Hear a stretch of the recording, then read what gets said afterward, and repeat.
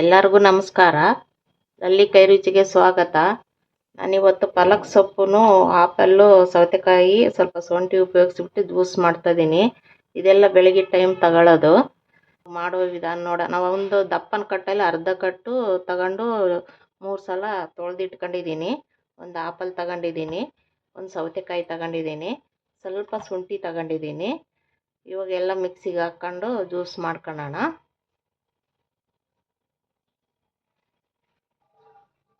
ಎಲ್ಲ ಮಿಕ್ಸಿ ಜಾರಿಗೆ ಹಾಕ್ಕೊಂಡಿದ್ದೀನಿ. ಒಂದು ಗ್ಲಾಸ್ ನೀರು ಹಾಕ್ಕೊತಿದ್ದೀನಿ. ಎಲ್ಲ ಮಿಕ್ಸಿ ಮಾಡ್ಕೊಂಡು ಎಲ್ಲ ಸೋಸ್ಕೊಳ್ಳೋಣ.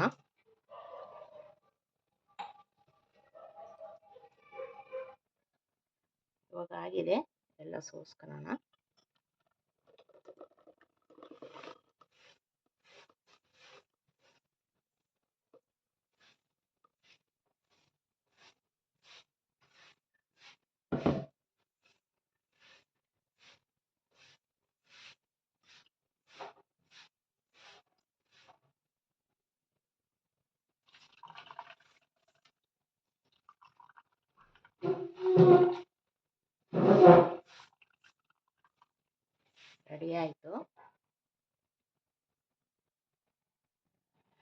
ರೆಡಿಯಾಗಿದೆ ಪಾಲಕ್ ಸೊಪ್ಪು,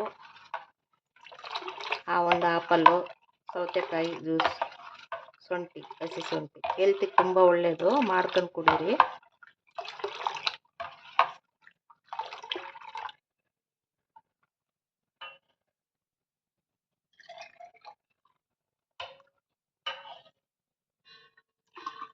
ಆರೋಗ್ಯಕ್ಕೂ ಒಳ್ಳೆಯದು.